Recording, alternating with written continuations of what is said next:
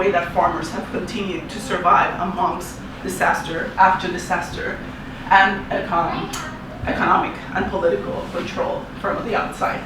So this is the Yala for Puerto Rico, and we have, I will skip this slide and we can talk about it later, go next.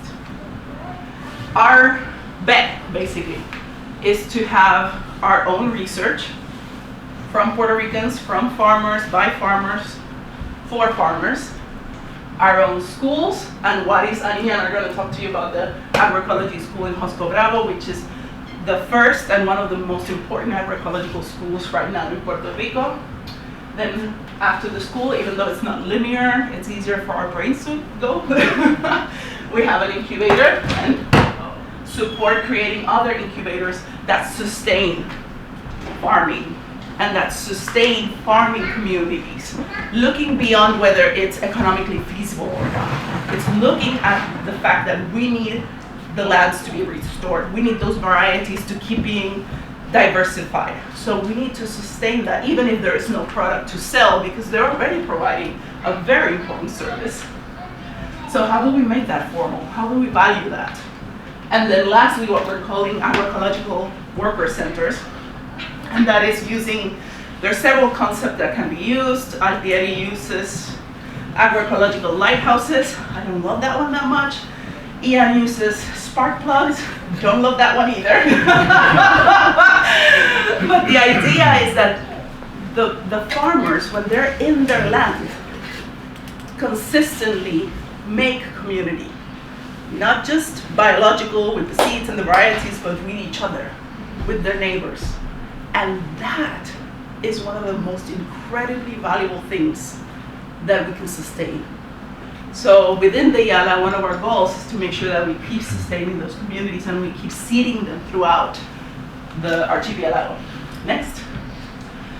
So another thing that we do is that we flipped the script. So usually you have a board of directors that says this is what you have to do and this is the money that we have to do it. And then you have a work team that implements it, and the beneficiaries or the clients, which would be either the farmers or anything. In this case, our main direction comes from an advisory board that is composed primarily of farmers. But it doesn't impose the political and economic responsibility that a board has in law, okay? And then our team makes sure that it is implemented as the farmers' needs are concerned. And then the board signs the papers. But the ones that are really in charge are the farmers here. Next. So one of the things that we're seeing is that small-scale farmers are not necessarily surviving as we would have expected based on academic knowledge throughout history, because they're more adaptable, because they can test things with less risk, but agroecological farmers are. And they have become not only a survival source, the lifeline for themselves, because they have a short distribution line, because they have other ways of income, other forms of valuing what they do, not just money, but that they're throwing that lifeline to their neighbors, to their community, to other small-scale farmers that are conventional and that would have died of hunger or quit farming if that small-scale agroecological farm hadn't been there. Okay? Next. And just really quickly to give you an idea of what I'm talking about, the difference between what's a conventional farmer and an agroecological farmer. The average age is about over 60 years old for a small-scale farmer in Puerto Rico. Ours is about 40. Small-scale farmers in Puerto Rico are forced to have just one thing be the main source of production, is get the thing on the ground and sell it. And that can be your only income to actually be considered a farmer. Whereas in our case, we have 60% producers and about 40% elaborators, educators, and other types of agriculturally related income.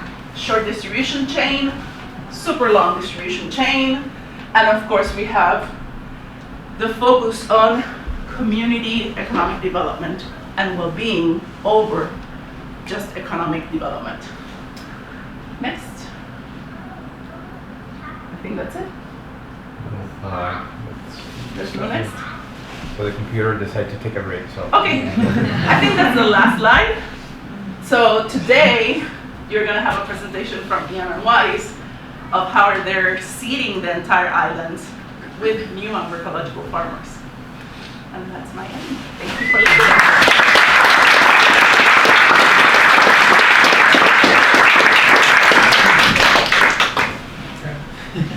okay, so well, as soon as our computer recovered,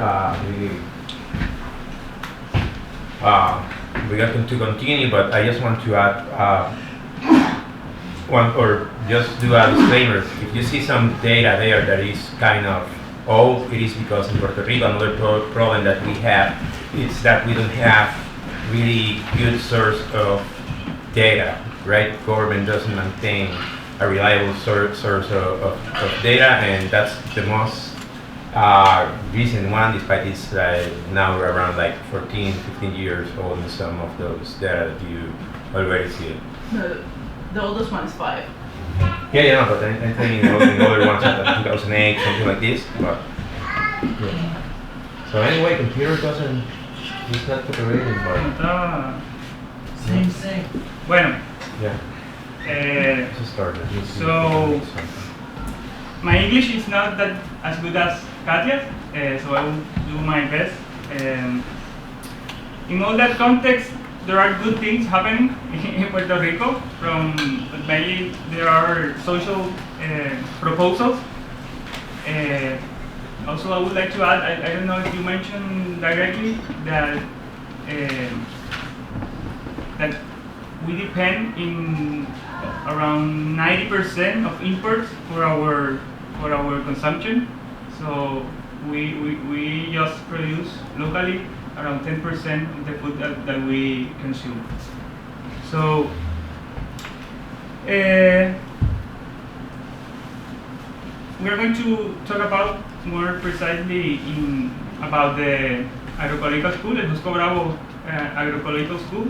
That the main objective of the school is to, we say that we are constructing an army of farmers. Estamos construyendo un ejército de agricultores, of agroecological farmers, ¿verdad? To achieve or to achieve Puerto Rican food sovereignty.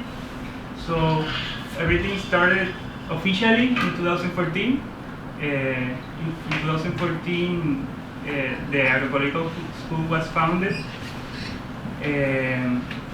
Around that day, we were graduating from the university. Warys and I, we are agronomists.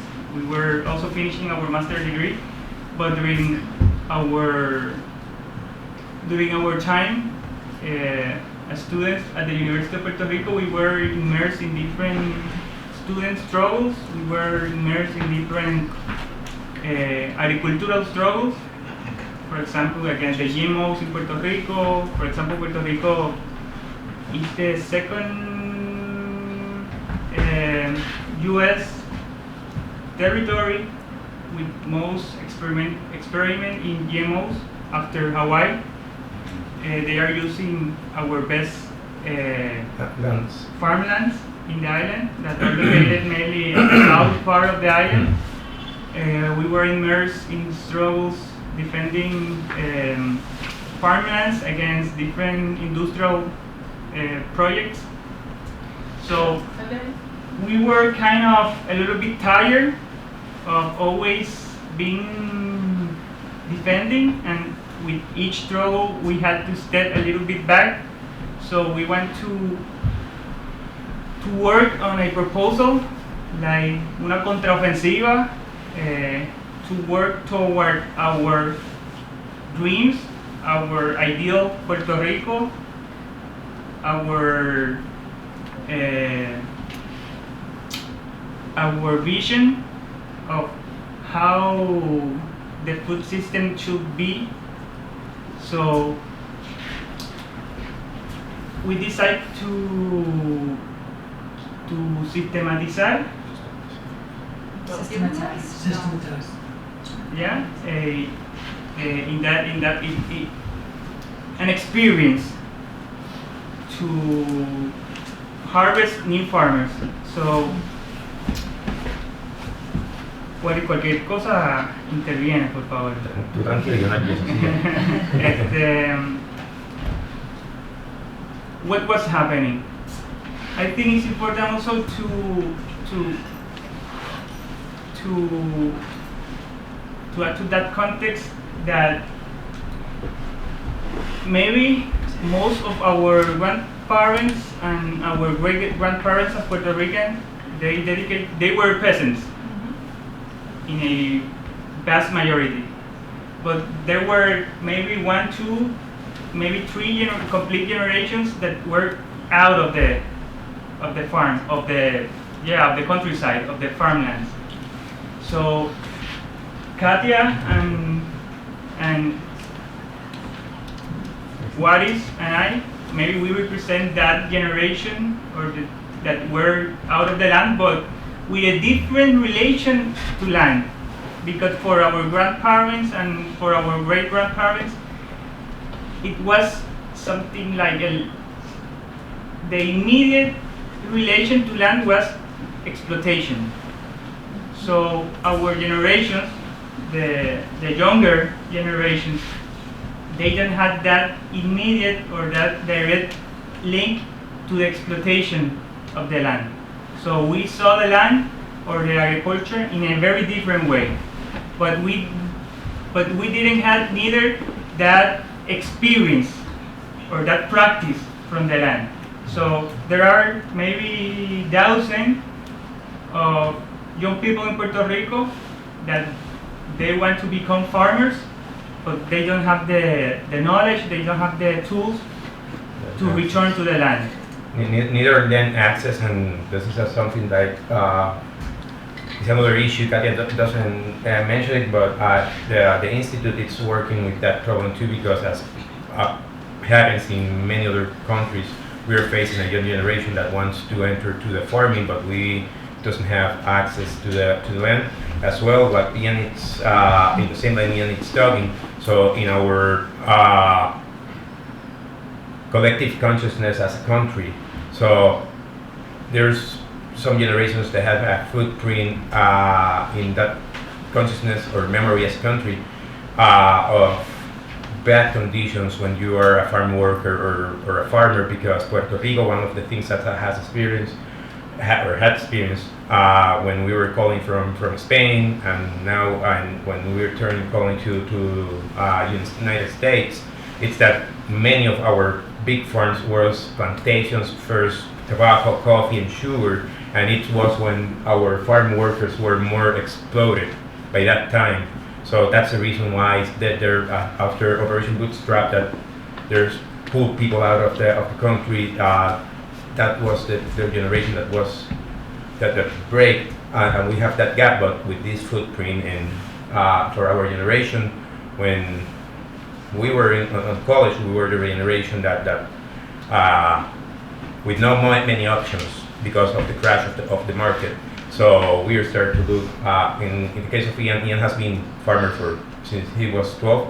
In my case, I was unhappy with the system and looking what I want to make it, and I discovered agriculture, and so we start to see agriculture as future for Puerto Rico, and we start to work in this. But there's people in our generation that are looking farming as a way to stay in Puerto Rico, to keep living in our country, to fight for our country from farms, and as well doing something that will create a better conditions for our people there.